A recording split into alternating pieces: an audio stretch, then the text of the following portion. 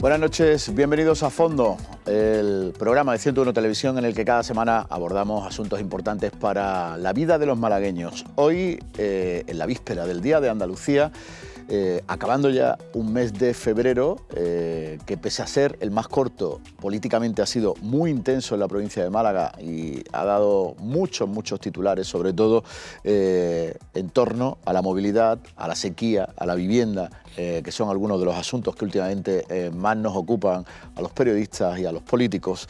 Hoy vamos a hablar de algunos de estos asuntos con dos instituciones muy importantes para nuestra provincia. Vamos a tener como primera invitada en nuestro programa a Kika Caracuel, es vicepresidenta de la Diputación Provincial de Málaga y responsable del área de atención a los municipios, la que tiene que lidiar con los alcaldes en el día a día para prestar la atención que necesitan los ayuntamientos malagueños, sobre todo los más pequeños. Después seguiremos con el subdelegado del Gobierno en Málaga, con Javier Salas, con el que vamos a abordar pues todas esas cuestiones que el Gobierno de España tiene sobre la mesa en nuestra provincia, algunas de ellas como la movilidad, como decíamos, de las que más están dando que hablar en estas últimas semanas. Vamos a empezar con nuestra primera invitada, Kika Caracuel. ¿Qué tal? Buenas noches. Hola, buenas noches, José Luis.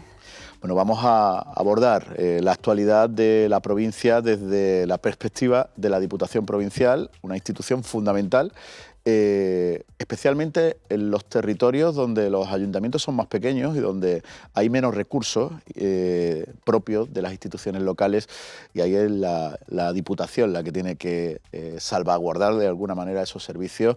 La semana pasada celebraron un pleno muy importante porque el presupuesto de la Diputación tiene un capítulo fundamental, que es el que se conoce como la concertación, en torno a 39 millones de euros, si no me falla la memoria, y se aprobó una parte de esos fondos, los fondos incondicionados, donde los propios ayuntamientos deciden en qué se gastan el dinero, ¿no? Efectivamente, la Diputación es el pulmón y el corazón para la prestación de muchos servicios de esos municipios que, como tú bien decías, los más pequeños de la provincia. Nosotros trabajamos fundamentalmente para los municipios menores de 20.000 habitantes, que son la mayoría, porque somos 103, pero cercano de los 90, 80 y muchos son menores de 20.000 habitantes. Y el plan de asistencia y cooperación, lo que se conoce como la concertación, es desde luego la financiación fundamental. Gran parte de su vida, de su presupuesto, pues está nutrido por parte de ese plan. Y como decías, pues efectivamente una parte de esa cuantía está destinada a unos programas concretos que pueden elegir los alcaldes, pero son ejecución de programas, ejecución de obras que consideren necesarias o cualquier otro servicio. Y otra parte de ese programa, otra cuantía, este año ha sido casi el 50% del total de la concertación, va incondicionado. Es decir, no tiene ningún destino fijado, prefijado por parte de Diputación, sino que cada alcalde, dentro de lo que considere pues las necesidades fundamentales para sus vecinos, pues los destina con su propia competencia y a los programas que ellos decidan. Entonces, pues destinar 17,5 millones, 18 millones de euros para financiar libremente a esos ayuntamientos es un acuerdo muy importante, bueno, que no único, porque a lo largo de todo el año 2023 no solo se ha contado con fondos incondicionados, sino que se han hecho distintos programas destinados pues a problemas de la sequía, que ahora si quieres lo abordamos, en fin, para que esos municipios puedan aumentar lo que es la prestación de servicios a sus vecinos. No están condicionados, los alcaldes deciden en qué se gastan, pero en los últimos años ha habido cierta polémica en torno a cómo gastaban algunos alcaldes esos recursos en un momento en el que, por ejemplo, como decía, se le pedía a la Diputación que hiciera una inversión mayor en actuaciones frente a la sequía. Efectivamente, vamos a ver, responsabilidad yo creo que la hay en la mayoría de los políticos que están ahora mismo al frente de cualquier administración, y nosotros tenemos, bueno, pues en esos municipios menores de 20.000 habitantes tenemos alcaldes de todo signo político, y que desde luego cuando se hace un programa de esta naturaleza no se hace diferencia ninguna, se habla de habitantes y no de colores políticos. Pero alguna frivolidad o irresponsabilidad también se puede detectar alguna vez, o tal vez no la mejor competencia dentro de lo que le corresponde a las labores de un alcalde. Y esos fondos, pues es verdad que dentro de la liberalidad o discrecionalidad con la que pueden utilizarlo, pues tenían que haberse destinado a problemas más acuciantes, pero yo quiero pensar que han sido el porcentaje menor. Y ahora este año, hablamos en el 2024, ya la concertación está aprobada, en pleno pasado se aprobó el programa de fondos incondicionados, pero sí que estamos viendo dentro de la mesa de concertación para los próximos años y sobre todo para el año 2025, donde estamos viviendo un problema tan durísimo como es la sequía en nuestra provincia, se va a vincular de alguna manera alguna parte de los fondos a que se destinen a un fin concreto, como tiene que ser la política de aguas y la política de potenciar y priorizar los recursos hídricos. Y es decir, va a haber menos fondos incondicionados. Bueno, todavía no hemos decidido el porcentaje. Sí es cierto que seguramente habrá menos, y te explico el porqué. No por el tema de la sequía, sino porque el porcentaje de fondos incondicionados siempre ha sido una parte menor del total de la concertación. Pero en los 2 años de la pandemia, con el COVID, bueno, lo que había era necesidad de transferir fondos a los ayuntamientos, que ellos destinaran los recursos en lo que vieran más urgente, y no había presencialidad, no se podían ejecutar programas de obras porque no se podía trabajar con el confinamiento, no se podía hacer obras en la calle, y la Diputación optó en esos 2 ejercicios por transferir gran parte de los fondos de concertación incondicionados. De ahí viene que en el 2023, una vez pasada la pandemia, el 50% de la concertación han sido incondicionados. Indudablemente en el 24, para el 25 no va a ser el 50%, ese porcentaje se va a reducir como había en años anteriores, porque lo normal era que el incondicional supusiera un 17, el 18%, cuando se realizó por primera vez y cuando se destinaron por primera vez, porque no siempre la concertación ha tenido fondos incondicionados. Eso es desde hace unos años. Entonces volveremos a un porcentaje menor. Y dentro del resto de los fondos, una parte tiene que ir a obras y recursos hídricos. Ahí hay una política que el presidente de la Diputación ha marcado, la marcó en su propio discurso de investidura, cuando comprometió que la Diputación destinaría 200 millones de euros en esta legislatura para potenciar y mejorar los recursos hídricos de la provincia y en las infraestructuras hídricas de la provincia. Y el esfuerzo contra la sequía tiene que ser de todas las administraciones. Hace muy pocos días tuvimos una mesa en el Ayuntamiento de Málaga, convocada por la Fundación CIEDES, donde estuvimos representados todas las administraciones y todos los alcaldes de la provincia, y la conclusión es que desde luego el problema del agua y el problema de la sequía no es solamente de una administración, ahí tenemos que arrimar el hombro todos, y empezando también o terminado por los propios municipios receptores de esas transferencias. No hace tanto de ese discurso de investidura de Francisco Salado, fue en el mes de junio. En aquel momento 200 millones de euros parecían una cifra muy abultada. A medida que van pasando los meses, casi que nos estamos quedando con la sensación que van a ser pocos, ¿no? Bueno, a ellos hay que sumar el esfuerzo de la Diputación. Esa es la Diputación provincial, y el que él comprometiera esos fondos no quiere decir que sea el máximo, o sea, para él es un mínimo, y a partir de ahí todo lo que podamos aportar. Pero a la provincia de Málaga hay otras administraciones que la aportan. Fíjate, hace muy pocos días hemos conocido el 4.º decreto de sequía de la Junta de Andalucía. O sea, la Junta de Andalucía lleva invertido en la provincia de Málaga 300 millones de euros. Por eso te decía que es un suma y sigue, o sea, sumamos en la provincia, pues suma el propio Ayuntamiento de Málaga Capital con sus propias infraestructuras, la mancomunidad de municipios de la Costa del Sol Occidental con Acosol está haciendo también obras de infraestructura y la Diputación, pues aparte de lo ya comprometido, pues ya te digo, programas tan específicos como pueda ser la concertación, en ello tenemos que reflejar la preocupación y dar ejemplo, ¿no?, con todos los alcaldes a una. Tenemos que ir todos de la mano. Por ir cerrando el capítulo de financiación de los pueblos, sobre todo de los más pequeños, habitualmente los alcaldes de estos municipios, los de todos los colores políticos, se suelen quejar de que la Diputación destina muchos recursos a municipios muy grandes con otra capacidad económica que ellos entienden que se deberían destinar a los municipios más pequeños de la provincia. Ahí hay un debate eterno.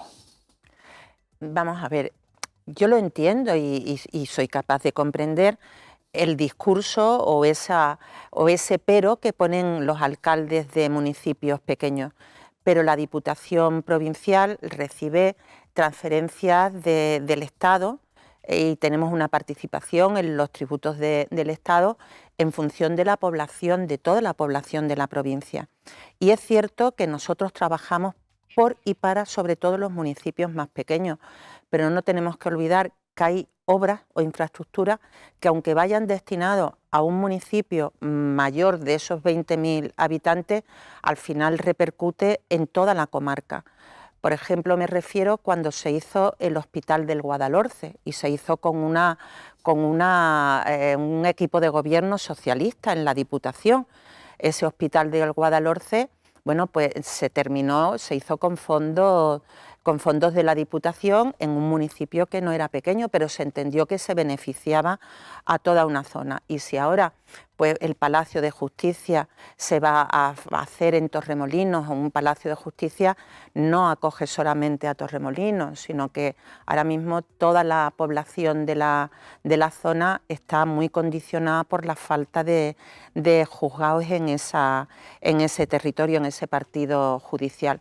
Se tienen criterios muy objetivos en cuanto a cometer obras de alguna naturaleza fuera de esos municipios, pero debemos entender que aunque nos debemos más que nada a los pequeños municipios menores de 20.000 habitantes, que es donde nosotros además hemos puesto ese límite para poder trabajar en concertación, trabajamos también de otra forma y al final repercute en la mejora de la calidad de vida de todos los vecinos de la provincia, sean de ese municipio o no sean de ese municipio. Dependiendo del momento económico o de la situación de determinadas tendencias políticas, la mayoría de peticiones de los alcaldes y alcaldesas de la provincia van variando y en muchos casos coinciden, ¿no?, en esas demandas. ¿Qué es lo que piden ahora fundamentalmente?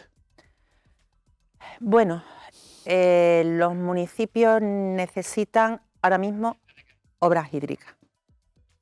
Ellos ahora mismo sienten el tema del agua. Y el segundo, o me da igual ese segundo y otro primero, no le voy a poner orden, la movilidad. La movilidad.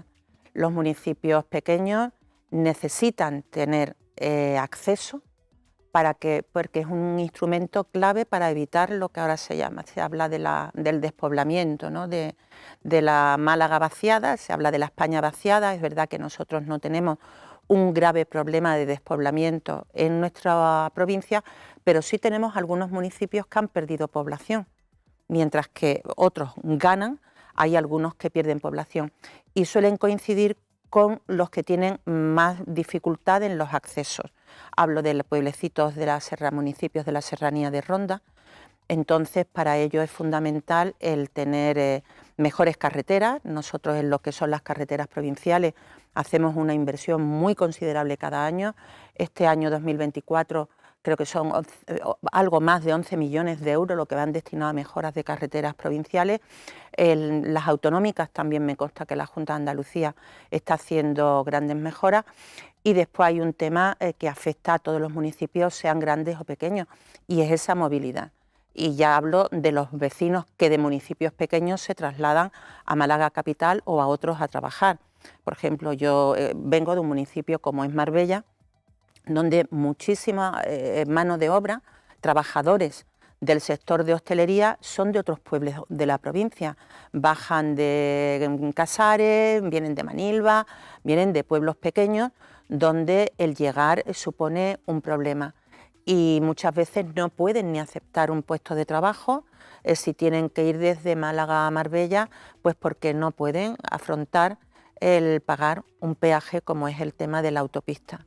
Y si no mejoramos una conexión fundamental como es la prolongación de la conexión ferroviaria, bueno, pues tanto la costa oriental como la occidental, la Costa del Sol occidental colapsará la A7 porque, bueno, ahora mismo en temporada alta ya no es solo, sino que en temporada alta, media y baja.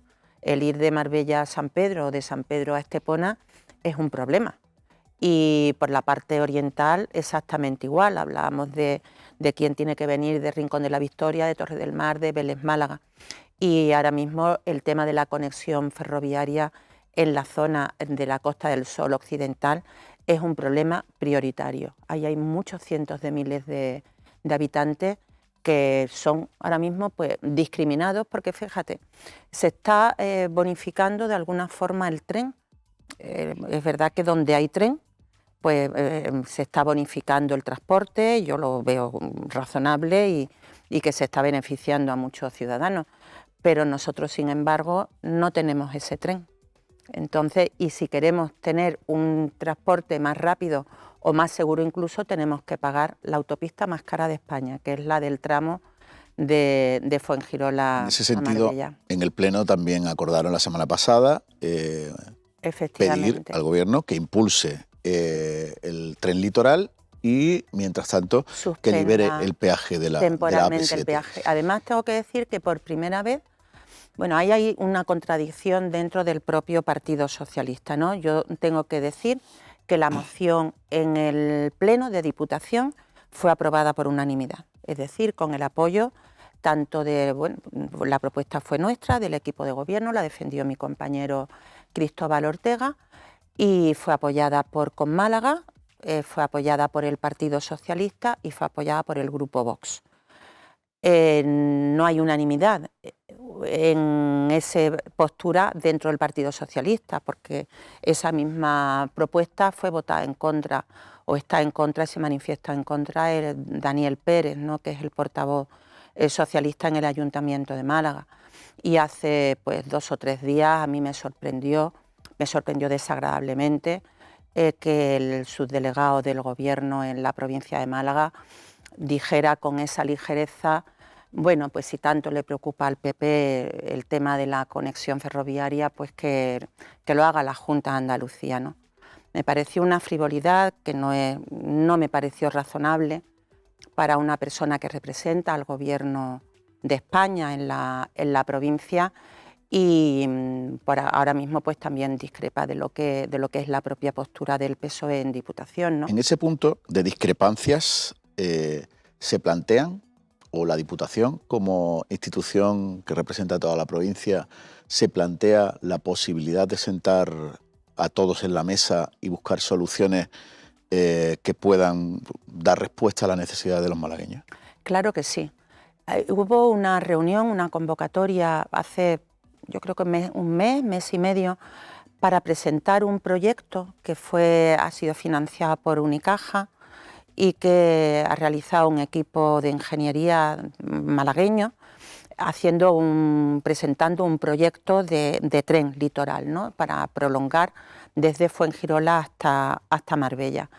Y ahí yo creo que ese proyecto se va a remitir al Gobierno central, pero hay que tener voluntad. Más que proyecto, hay que tener voluntad. Proyecto, fíjate, en el año 2018 Íñigo de la Serna, que fue el último ministro de Fomento del Partido Popular, antes de la moción de censura que desaloja a Mariano Rajoy del Gobierno y entra Pedro Sánchez, tenía 2 proyectos sobre la mesa con 2 trazados alternativos por si uno no era posible disponer de todo el suelo.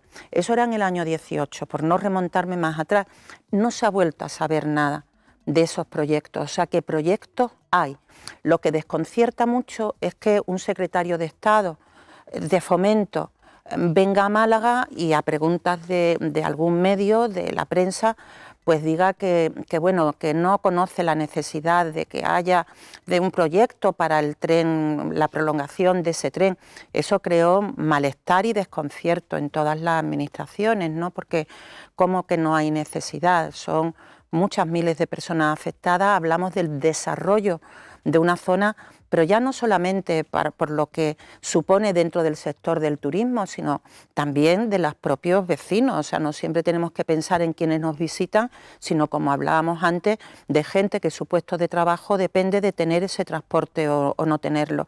Entonces, yo creo que declaraciones como la de sus delegados no ayudan a ese consenso o a ese sentarnos y vamos a hablar. La disposición y la capacidad de diálogo de nuestro presidente, de Francis Salado, yo creo que todo el mundo lo conoce, pero fíjate que a una simple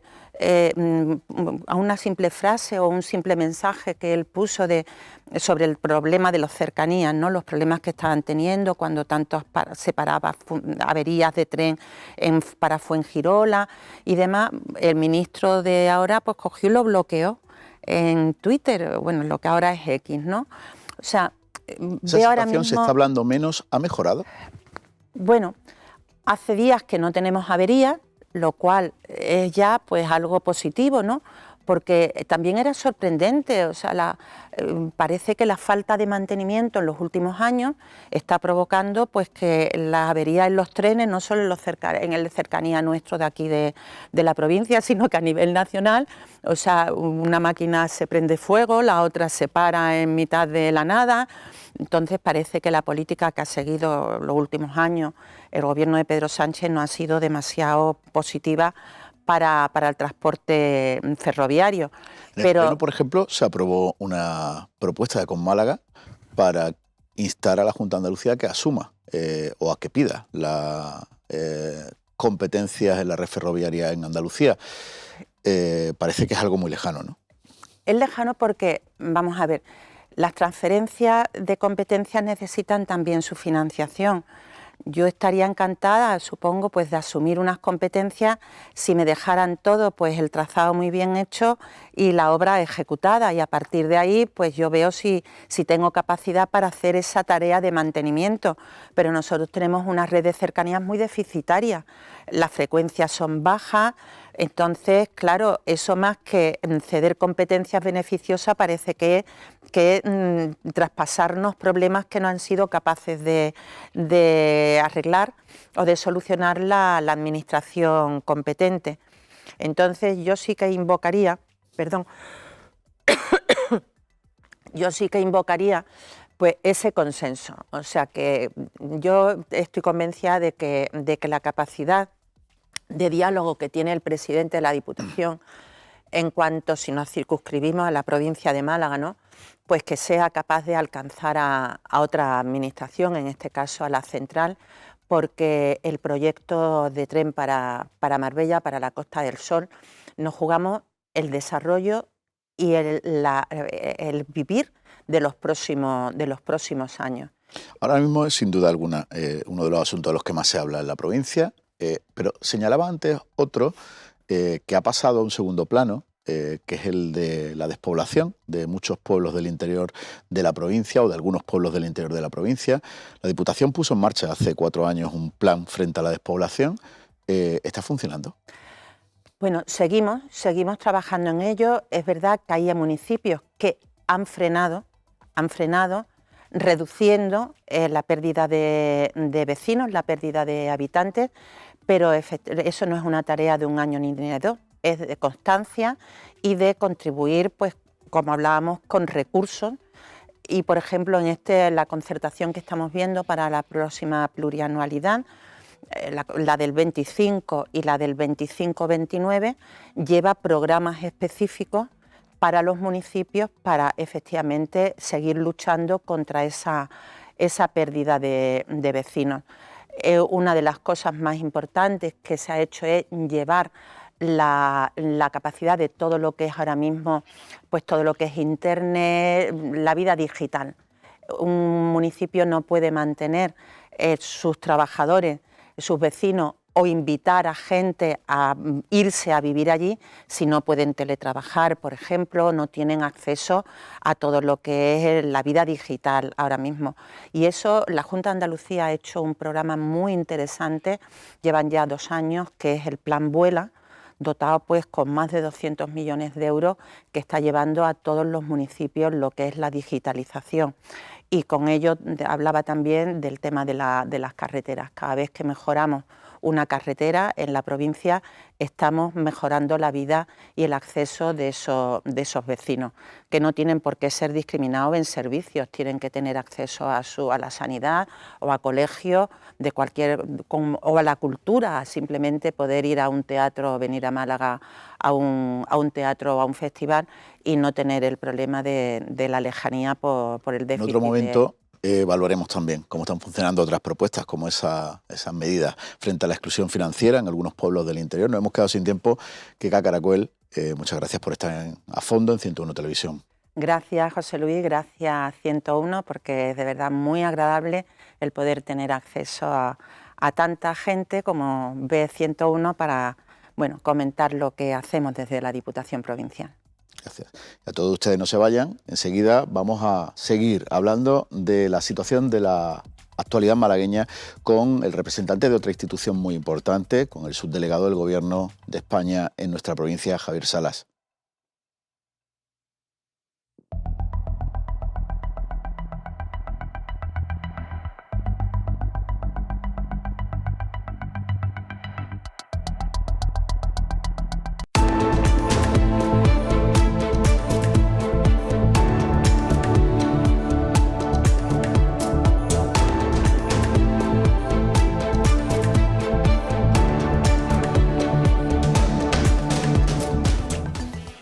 Seguimos en A Fondo. En la primera parte de nuestro programa hemos abordado la actualidad de la provincia desde la óptica de la Diputación Provincial. Ha estado con nosotros Kika Caracuel, vicepresidenta de esta institución y responsable del área de atención al municipio. Y ahora vamos a hablar con el subdelegado del Gobierno de España en Málaga, con Javier Salas. ¿Qué tal? Buenas noches. Hola, buenas noches. Javier, hablábamos al inicio del programa de algunas cuestiones que se han quedado casi como una foto fija en la actualidad malagueña en las últimas semanas, los últimos meses. Estamos hablando sobre todo mucho de movilidad. Empezó el trimestre hablando de la movilidad en la zona este, en la entrada desde la Axarquía por la A7. Ahora se ha trasladado el foco hacia la costa occidental, el tren litoral, la AP7, el peaje de la AP7. Decía Kika Caracuel, nuestra anterior invitada, que le habían parecido una frivolidad sus últimas declaraciones sobre la financiación del tren litoral, unas declaraciones que hacía usted hace unos días, las que invitaba a la Junta de Andalucía a que financiara ese proyecto. La situación está bastante caldeada en ese asunto, ¿no? Bueno, está caldeada porque estamos acostumbrados al frentismo y a los insultos y a las descalificaciones del Partido Popular, tanto en la provincia de Málaga como a nivel nacional, y seguimos en ello, desgraciadamente seguimos en ello. Antes de contestarte y de responder y de explicar la postura del Gobierno frente a estas descalificaciones que se han vertido por miembros destacados del PP en la provincia de Málaga últimamente, quiero hacer una visión panorámica, si me permite, de la provincia de Málaga. En la provincia de Málaga tenemos algunos problemas muy serios, graves y urgentes, que creo que el primero que tendríamos que atender sería la sequía. El problema de la sequía es un problema que lo tenemos encima y que es un problema que puede afectar a las dos industrias principales que tiene la provincia de Málaga, que son la agricultura, que ya la está afectando de forma importante, y al turismo, que lo tenemos este verano, aparte de afectar a la población que vive en la ciudad de Málaga. La sequía es un problema que en la provincia de Málaga es competencia exclusiva de la Junta de Andalucía. La Junta de Andalucía ha hecho ya, creo que va por el 4º decreto de sequía. ¿Qué han conseguido? ¿Han conseguido algo? ¿Han mejorado algo? ¿Han mejorado la situación? ¿Por qué 4 decretos de sequía? Los decretos de sequía anteriores es que no servían o no eran efectivos. Eso significa que si no servían o no eran efectivos, que no lo han hecho bien.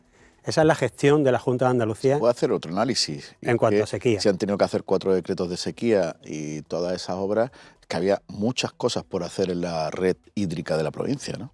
Bueno, o que no han planificado bien. Ellos son los gestores en la provincia de Málaga para la sequía. Pero a pesar de eso, aunque ello sea competencia de ellos y que no han planificado ni han gestionado bien, no conozco ni una obra importante que hayan hecho contra la sequía que no hubiera estado planificada ya de antes, a medio, corto o largo plazo, no hay ni una. Pero sin embargo, muy a pesar de eso, el Gobierno de España, sabiendo el problema que tiene la provincia, acude en auxilio de las competencias de la Junta de Andalucía y declara de interés general la construcción de una desaladora en la provincia de Málaga, que ya sabemos el sitio, después de 8 meses esperando, ya sabemos el sitio, que va a ser La Sarquía, va a ser en Vélez, Málaga, y el Gobierno de España pone 100 millones de euros para ello, como digo, a pesar de no ser su competencia. Otro problema importante que tenemos... Ya que lo ha puesto usted sobre la mesa, desaladora de Vélez, Málaga, la ministra Teresa Rivera decía la semana pasada, tras la reunión con Juanma Moreno, que podía estar hecha para 2027-2028.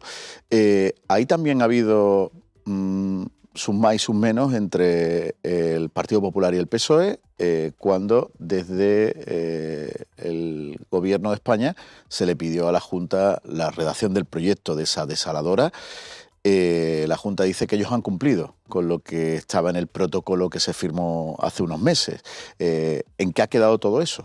Bueno, yo espero que Moreno Bonilla, que no solo llega a acuerdos cuando se ve obligado a ello, ya lo hemos visto en Doñana, solo llega a acuerdos con el Gobierno central cuando se ve obligado por las circunstancias. Yo espero que en este caso, en esta situación, con este problema, se vea obligado a llegar a un acuerdo con el Gobierno de España. El Gobierno de España, al igual que quedó en esos términos con la Junta de Andalucía, quedó con Cataluña. Cataluña en 7 meses había presentado el sitio para la desaladora y el proyecto.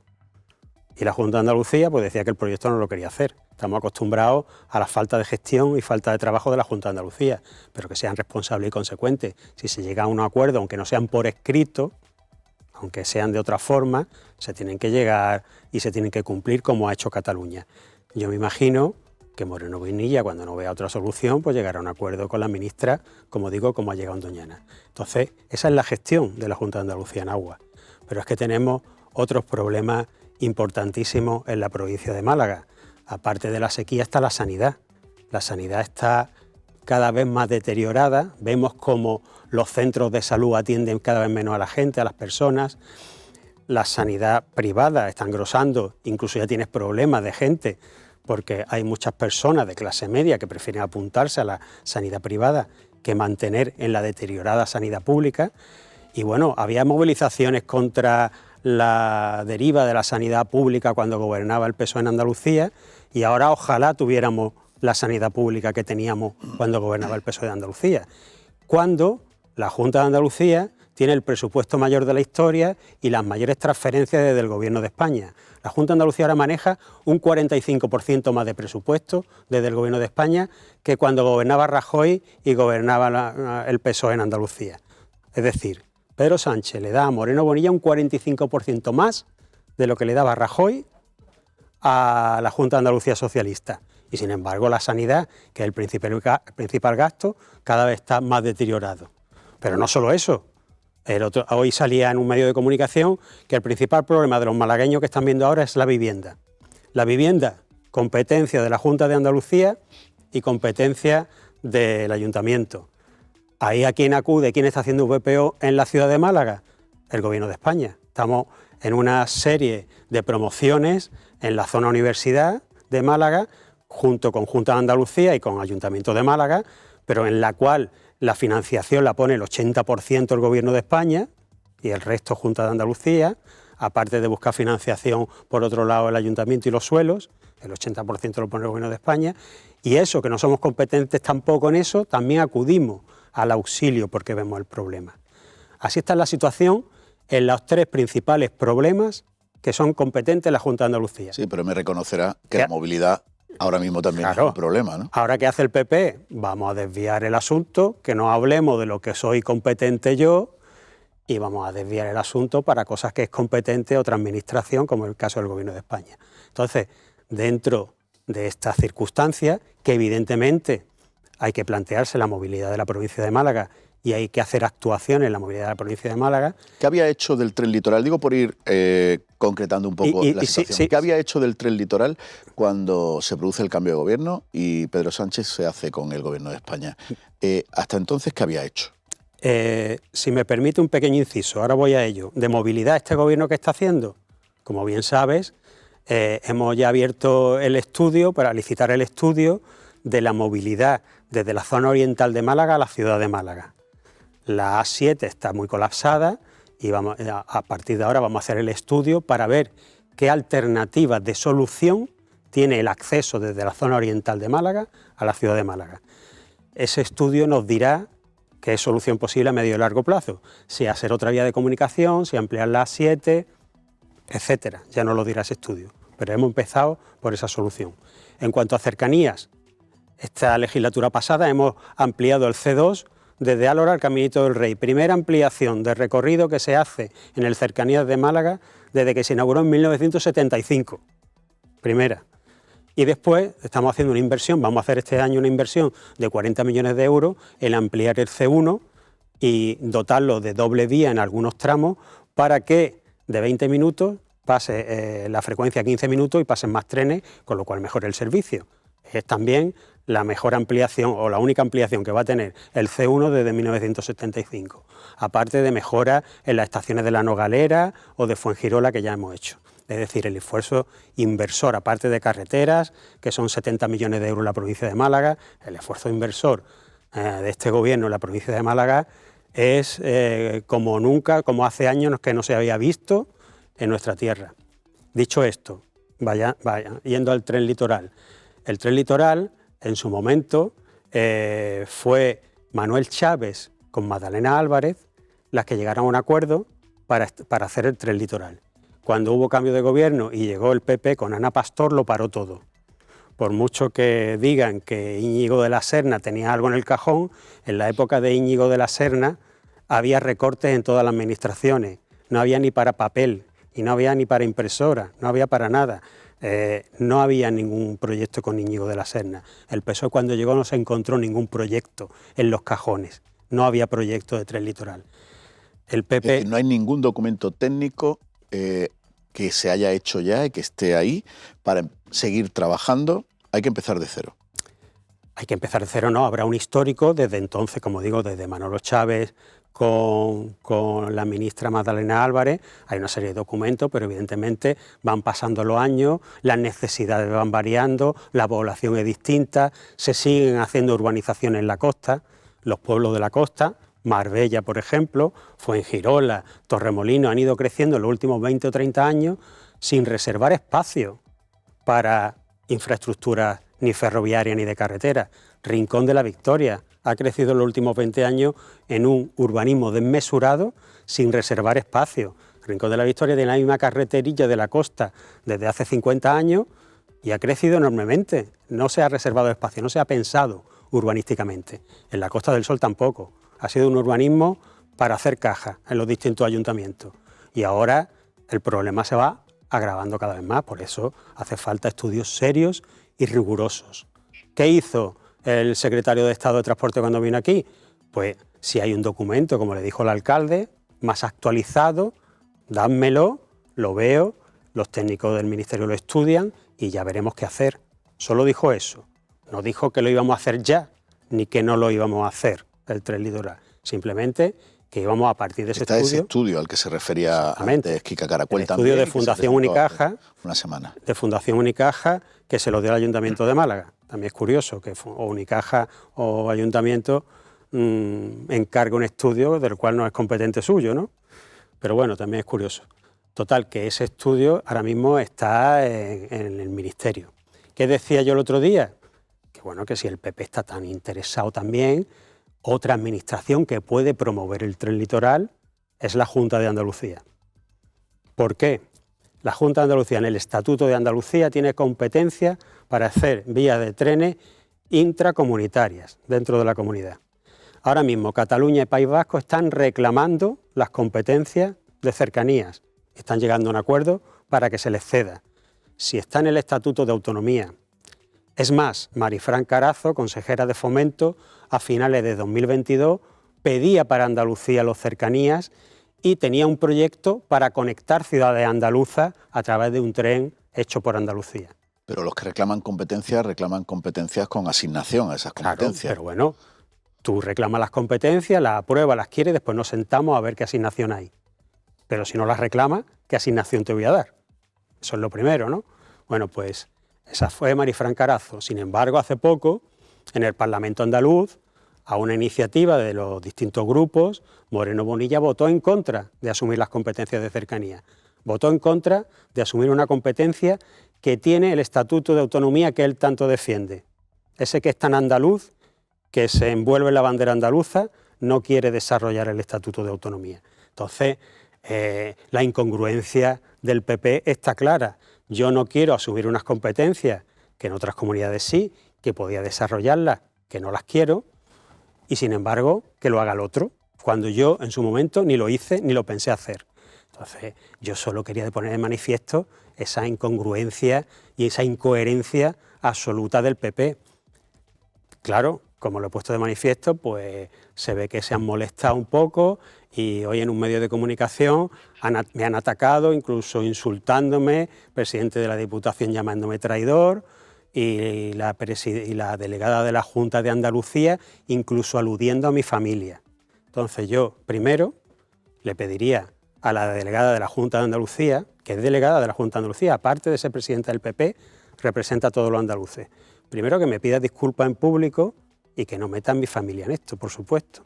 Y al presidente de la Diputación que cuide un poquito sus palabras. Los servidores públicos tenemos que estar para dar ejemplo e intentar llegar a acuerdos, e intentar llegar a consenso, no en menospreciar al adversario, en insultarlo cuando no estoy de acuerdo o cuando me deja en evidencia, como este es el caso, y evidentemente lo que tenemos que, esa situación de crispación que hay en todos los niveles, rebajarla un poco, porque tenemos esa responsabilidad.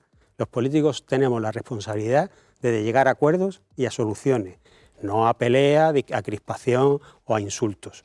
En paralelo a esa discusión, se pone sobre la mesa que mientras se pueda desarrollar el proyecto del tren litoral, que evidentemente será una cuestión de años, se libere el peaje de la AP7 y es una cuestión que, por ejemplo, aprobó el Pleno de la Diputación Provincial la semana pasada, incluso con el voto a favor del PSOE. ¿Es posible? Bueno, es que la liberación del peaje de la AP7, una AP7 es una autopista bastante moderna para lo que son las autopistas, una autopista que tiene una reversión al Estado dentro de muchísimos años, y esa liberación del peaje costaría casi tanto como el tren litoral. Entonces, evidentemente, para gastarnos el dinero en una liberación de una autopista que vale carísima, para eso hacemos la otra infraestructura. Es decir, que no es una solución viable. Es decir, no se va a poner ni sobre la mesa. No es una solución viable. Otra cosa sería que discutiéramos si en algún momento del año, por alguna situación concreta o por lo que fuera, momentáneamente o para ciertos sectores o lo que sea, podría liberarse parcialmente en algún momento. Eso tal vez podría estar en discusión y evidentemente el Ministerio escuchará propuestas de lo que sea, ¿no? También si se llega a acuerdos ante distintas administraciones. Ante problemas tan complicados como este, lo que hay que llegar es sentarse y llegar a acuerdos entre distintas administraciones, pero no hay que insultar, ni confrontar, ni lanzar ideas de barra de bar, que estamos muy acostumbrados a que lo hagan los dirigentes del PP. Hay que tener cierta responsabilidad y hablar de las cosas con conocimiento de causa. Por ir cerrando el capítulo movilidad, hay otra gran infraestructura en la provincia que tiene pendiente también una actuación importante, es el aeropuerto, tiene pendiente ese acceso norte que de alguna manera también descargaría algo la A7 de salida desde Málaga, ¿no? Así es, y estamos en la licitación del proyecto del acceso norte del aeropuerto, en el proyecto de licitación del proyecto, y en eso pues hubo ciertas complicaciones porque hubo que rehacer el proyecto, por eso se ha dilatado un poco en el tiempo, porque había también vías de la Junta de Andalucía y vías del Ayuntamiento. Ha habido que poner de acuerdo las tres administraciones para hacer el proyecto definitivo y bueno, espero que a lo largo del año vayamos teniendo noticias positivas al respecto. Evidentemente es una infraestructura muy necesaria que descargará el acceso al aeropuerto y mejorará las vías de comunicación de la provincia de Málaga y sobre todo en el entorno de la ciudad de Málaga. El escenario político nacional invita a ser pesimista sobre que haya unos nuevos presupuestos generales del Estado pronto. Incluso el ministro hablaba hace unos días que es posible que no los haya en este 2024. ¿Eso cómo afecta a Málaga? Bueno, evidentemente cualquier gobierno quiere tener unos presupuestos generales del Estado porque los presupuestos generalmente incluyen partidas que benefician a los distintos territorios porque se va actualizando las necesidades de lo mismo. El techo de gasto, que es la primera fase antes de aprobar los presupuestos generales del Estado, el PP lo bloqueó en el Senado, que tiene mayoría absoluta, y votó en contra, mejorando a Andalucía y mejorando a la provincia de Málaga. Con ese techo de gasto que el PP ha votado en contra, Andalucía deja de percibir 200 millones de euros. Desgraciadamente, como estamos en un frentismo absoluto, pues todo lo que sea del Gobierno de España, aunque sea para mejorar la vida de los andaluces, la vida de los malagueños y malagueñas, el PP va a votar en contra. Moreno Bonilla va a hacer lo que le diga Feijóo, aunque sea perjudicial para Andalucía, y así se ha demostrado con esos 200 millones de euros que pierde Andalucía por votar en contra del techo de gasto. Si los presupuestos del Estado no se aprueban, pues todas estas cosas que estamos hablando caerían en saco roto, porque evidentemente no podría haber partidas destinadas a ciertos temas importantes para la provincia. Por eso creo yo que hay que tener un poquito de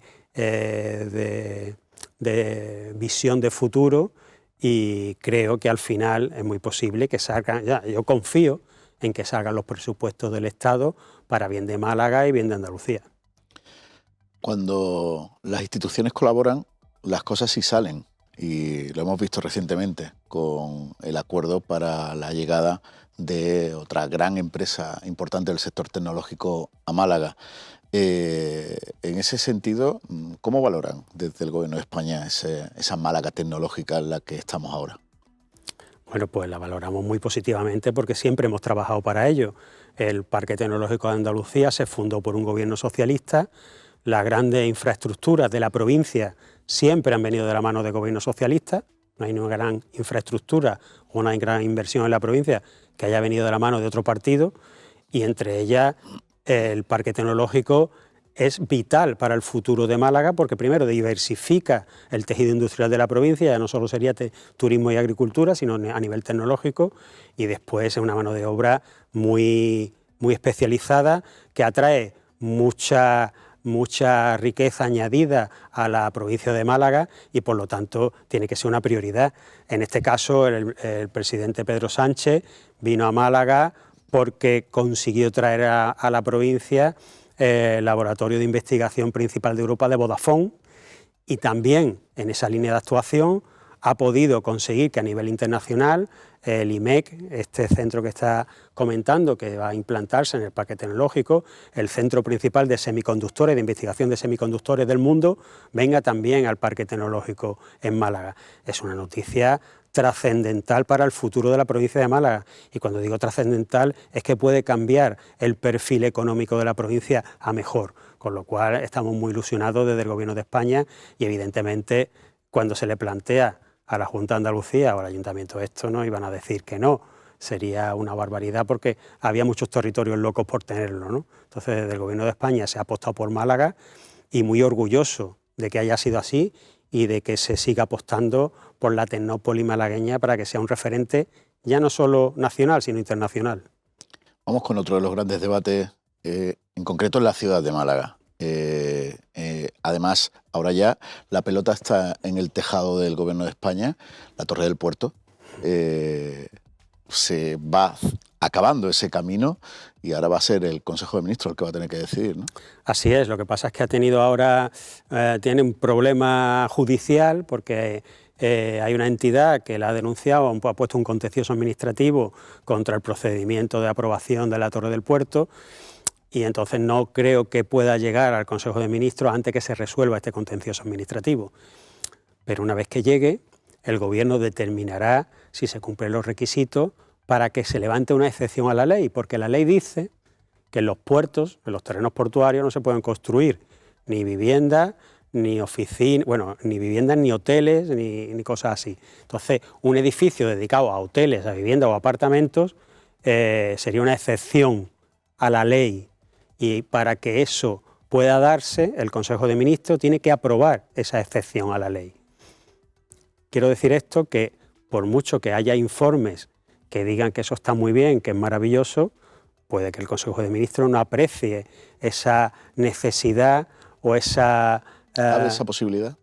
Cabe la posibilidad de que el Consejo de Ministros le parezca bien, con todos los informes que le hayan remitido, levantar esa excepción, o cabe la posibilidad de que no aprecie el interés público en levantar esa excepción. Pueden pasar las dos cosas. Entonces, cuando llegue ese momento, ya se verá. También quiero hacer un poquito de historia. La Torre del Puerto se planteó en principio en el puerto de Málaga, cuando el puerto de Málaga tenía serios problemas económicos, porque el gobierno de Rajoy, que recortaba a todas las administraciones, también a puertos del Estado, pues no había inversiones y no había negocio y tenía un serio problema. Entonces vio en una posibilidad de salvación del puerto en ese aprovechamiento urbanístico que generara ingresos para el puerto. Afortunadamente, este gobierno invierte bien en puertos del Estado, la economía va muy bien ahora gracias a este gobierno socialista y progresista, y gracias a ello, Puertos del Estado, el puerto de Málaga, también con una buena gestión, puede dar sus rendimientos. No le hace falta un aprovechamiento urbanístico que sería una medida un poco última, ¿no?, o extrema. En ese caso, la necesidad última de construir la Torre del Puerto tampoco existe. Entonces, si no existe esa necesidad última de salvar al puerto a nivel económico, y si se aprecia o no utilidad pública, que no sé qué utilidad pública tendrá la Torre del Puerto, pues eso es lo que tiene que determinar el Consejo de Ministros en su momento. Nos queda muy poco tiempo. Este año no se han echado en falta las actuaciones en playa porque no ha habido todavía grandes temporales, pero sigue habiendo actuaciones pendientes muy importantes, algunas más avanzadas, otras menos. ¿Cuáles van a ser las próximas, las que podremos ver en este 2024? Pues mira, desde que está este gobierno, en playa se está invirtiendo como nunca, y estamos invirtiendo a 3 niveles, a corto, medio y largo plazo. Como bien dice, a corto plazo tenemos recurrentemente en las playas de Málaga temporales de levante. Afortunadamente este año todavía no hemos tenido ninguno importante, pero sobre esta época, invierno y primavera, suele haber algún temporal de levante. Entonces, en ese momento se actúa para esos problemas que haya ocasionado ese temporal, arreglarlos lo antes posible. Después tenemos actuaciones a medio plazo que hacemos todos los años. Este año también están previstas, y hay prevista una inversión de 1 millón de euros en las playas de la zona oriental de Málaga y de 1,6 millones en las playas de la zona occidental de Málaga. Esas son actuaciones que se van haciendo regularmente para mejorar las playas, aunque no haya temporales de levante. Y después tenemos las actuaciones a largo plazo, que es la estabilización de playas de la costa de la provincia. Entre otras, la de Benalmádena, que ya se acabó, fue la primera que pudimos hacer, la de Marbella-San Pedro, que a lo largo de este año podremos ir sacándola ya cuando acabe la declaración de impacto ambiental, y después vendrán la de Mijas y Torrox. Es decir, que haremos un barrido con las playas de Málaga y por una vez por todas haremos actuaciones tan importantes que dejen a las playas de Málaga en buen estado para el largo plazo. Pues con las playas vamos a acabar. Javier Sala, gracias por estar en A Fondo. Pues muchas gracias. A todos ustedes, muchas gracias por seguirnos una semana más aquí abordando la actualidad de la provincia de Málaga. Hoy con Kika Caracuel en el primer bloque, con Javier Salas como segundo invitado. Feliz día Andalucía a todos.